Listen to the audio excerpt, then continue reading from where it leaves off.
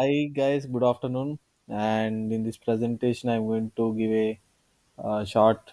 I'm going to present about topic called as securitization. Before that, I want to give a little bit of introduction about me. As you know, my name is Satya Prasad, and I born and brought up in Chotupal, which is just outside Hyderabad. And I come from a family of five, and my father and my two elder sisters are working professionals, and I completed my computer science and engineering degree in 2022 from Satyabama University, Chennai. Uh, my skills are and my strengths and my skills are I'm confident, energetic, and my interpersonal skills such as communication, leadership, active listening, and networking. And in the SIBA program, I've learned domain skills such as financial what is financial system, who are the participants and products involved in financial system, and core investment banking operations such as how trade life cycle is go will go on, what is AML KYC, what is corporate action, all of those things. And also I've learned other part which is soft skills. In soft skills, I've learned how to communicate, how to have emotional intelligence, so on. So my goal of this program, by joining this program, is to put all my theoretical skills that I've learned in this program into practical use by joining a IB firm. And second is, why did I choose IB?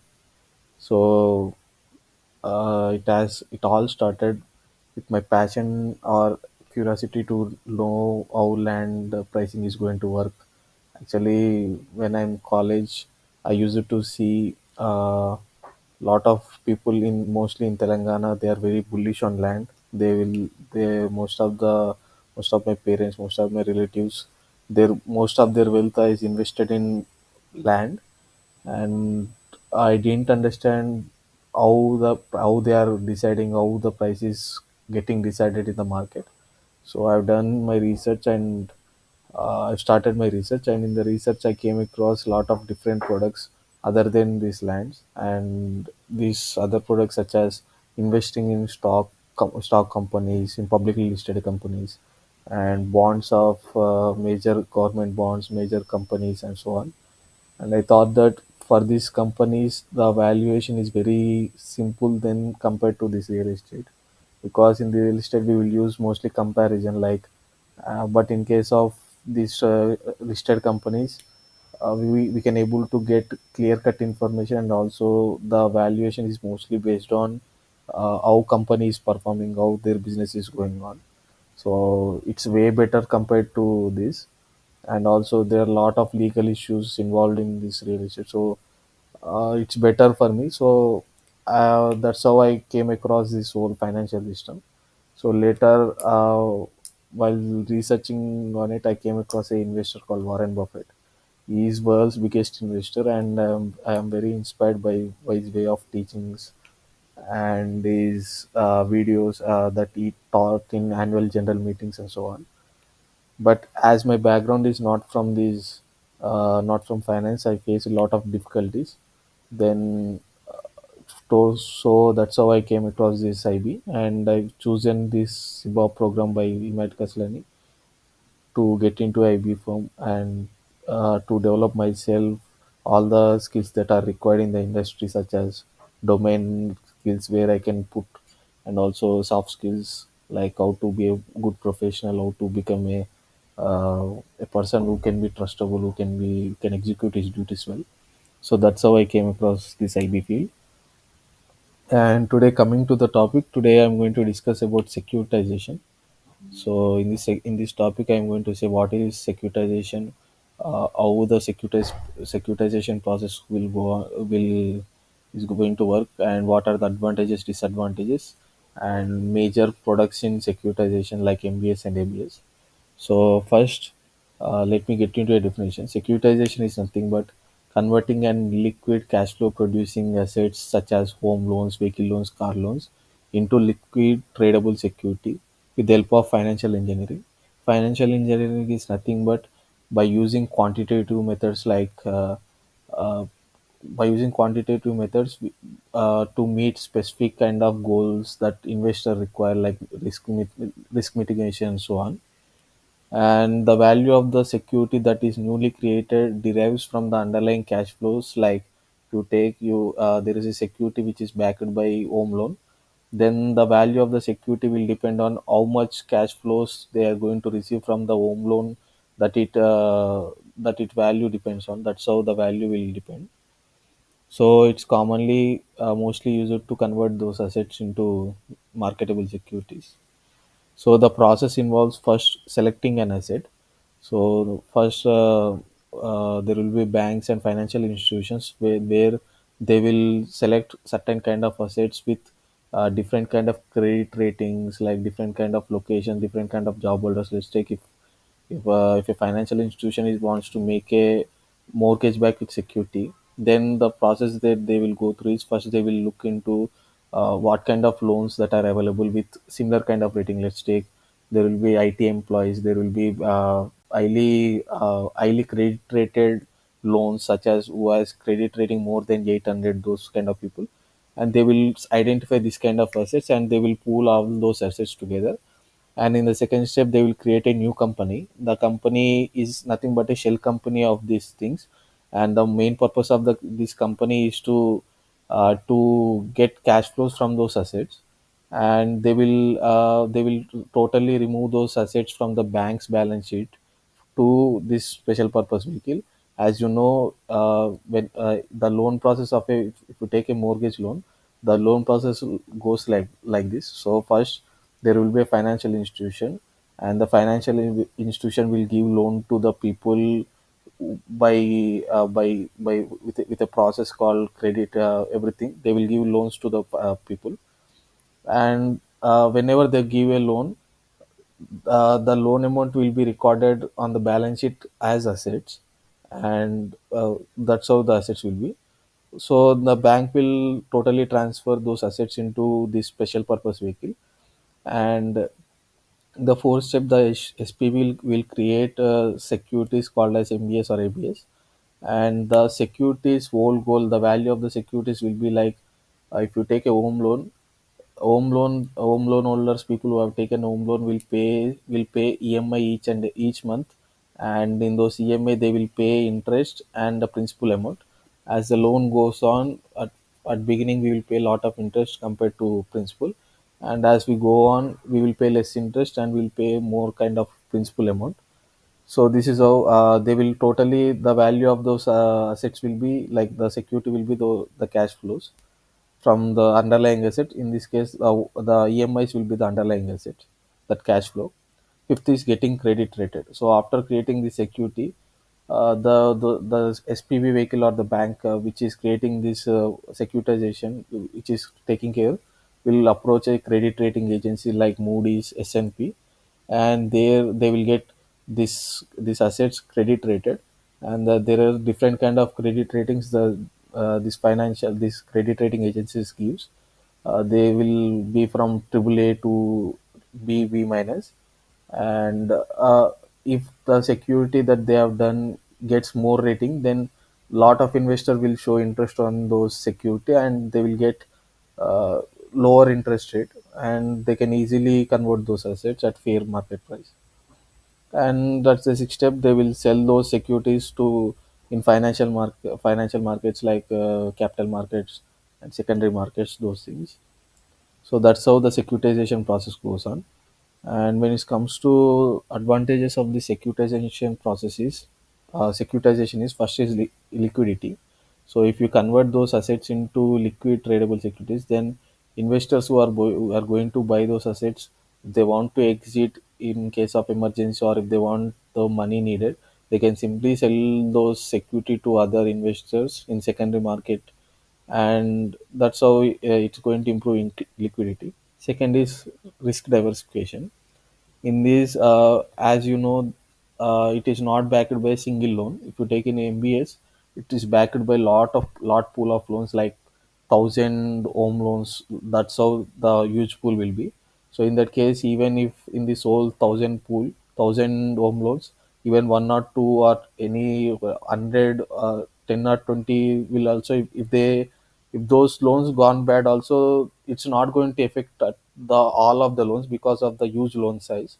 So it's going to help investors in risk mitigation. Third is access to capital. So the originators are people who are giving, originators are nothing but banks which are giving loans to the people. So if the banks can convert those home loans into this kind of securities by, uh, in this process, then banks can able to access the capital. As you know, when the banks is going to sell those securities to these investors, the investor is going to pay for the security amount. So the security will amount will directly get into the bank. So in that case, the banks will get lot of liquidity and they can able to issue new kind of loans and earn a lot of interest on those amount. So fourth is risk transfer. In this, the underlying risk will be get transferred from those financial institutions. Let's take, the originator is a bank and the bank is called as HDFC. So whenever HDFC wants to create a securitization or want to do this process, it will create a new company, and uh, for the new company will be totally legal, another legal entity. In case HDFC faces any kind of bankruptcy issues or any kind of issues also, it's not going to affect this SPV vehicle, and in return, it's not going to affect those investors who have bought these securities. That's how this risk transfer is going to work. Fifth one is lower financing cost. In this lower financing cost, the originator can quote, because he has access to more capital, and the investors who are buying those securities can able to, as more and more people buy these securities, the cost of capital is going to decrease, and more investors are comfortable to get some kind of lower return than what banks are expecting. Because how banks is going to earn interest is they will take money from depositors, and they will give that money to other people who need loans, and they will pay some amount to people who are depositing with their depositors, and the difference between the loan amount that they are given and the deposit money is the profit that they are making. So it is going to help lower financing cost, because it is going to totally remove the middleman process, and if and the spread will be lower, because if there is no middleman, then we need not to pay for that middleman. That's how it's going to be. So the disadvantages are, it is very complex process, as you know. It has backed by a lot of pools, and also it is takes a lot of process with securitization. It's very complex. Second is market vulnerability. So in case of lower market interest rate, let's take you have a home loan, uh, and you bought that securitization, and the home loan is paying, let's take 5% rate of interest or yield. But if the market rate is paying 6 or 7%, then if a investor wants to buy those securities, and the investor can able to get similar security which is paying 7%, why should he have to buy from you at 5%? So in that case, the market risk, then the rates of those security will be fall, and investor who bought those security will able to, just a minute guys, sorry. Okay. So third is moral hazard. So if the originators or banks, uh, when they feel like they can simply sell off those assets to investors, then the banks will be incentivized to give lot of loans to people who are not credit worthy. In that case, that loan might go bad, and the investor who bought those loans will get lost. So this is the moral hazard. Fourth is credit risk. Credit risk nothing but the loans that are given by these financial institutions are bought by these investors, like securitization investors. In case those loans gone bad, the losses should be faced by people who bought those securities, because that financial institution has totally sold off those securities and is not going to face any kind of issue.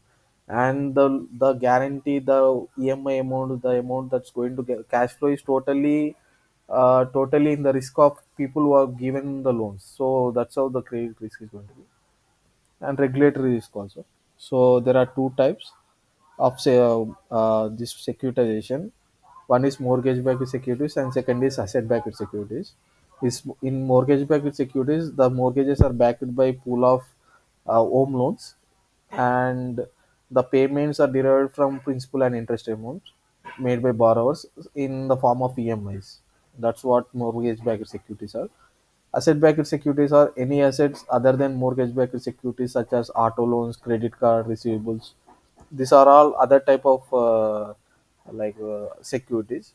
Compared to MBS, ABS will have more kind of yield because these securities are backed by some kind of risky assets such as credit card loans, which are what we call, which are unsecured. So mortgage-backed securities are more safer, and asset-backed securities are more riskier. Because of that, MBS will give lower yield compared to ABS. So, and this is how it's going to be. So in the definition, I've talked about this term called as financial engineering. Financial engineering is nothing but by using quantitative methods, we are able to meet specific financial objectives such as manage risk, optimize decision making. That is what financial engineering is all about.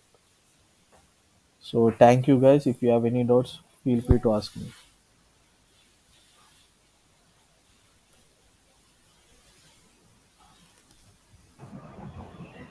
Satya, can you please explain about SPVs? Yeah, SPV is nothing but a SPV called a special purpose vehicle. Special purpose is vehicle nothing but a shell company, like a new company.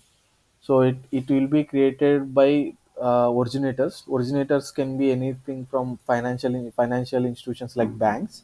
So why they will create this special purpose vehicle is nothing but whenever whenever there is assets in a bank, so the reason they will create this SPV is because of this credit rating. So not credit risk. What I mean to say is, so in that case, let's take the financial institution has issued those securities backed by these assets that are in the balance sheet of those originators only. So in that case, what happens is, in case the originator or the financial institution defaults or faces any bankruptcy, then all of the people who was given the loans, people who are debitors, who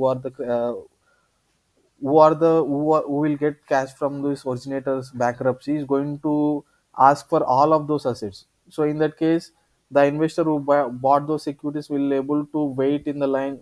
He should wait in the whole line. So then only will get those securities. So to protect the investors, what investors ask is they want to totally remove those assets from the bank's balance sheet itself. So if the whatever the company or the originator financial situation may be, it should not affect those assets that bought by these investors. So that's why they will create this SPV. That's the main reason. Hope Okay, you understood. Yeah. Any other questions, Sureka? You understood? Yeah, Joshna. nothing, nothing. Mm. Yeah, Sureka. Satya. So if you have any doubts, if you ask. Satya. Yeah. No doubt, Satya. Oh, you understood. Huh? Mm. Understood? Definitely. Mm. Shall I ask a question? Mm. Mm. Okay. So, so, Satya. uh, I will ask a simple question. So, one of the Mm. advantage of securitization is it's going to improve those liquidity for investors who bought those assets. So, what does it mean by liquidity? Increase liquidity. Increase liquidity. Hmm. What is it all about?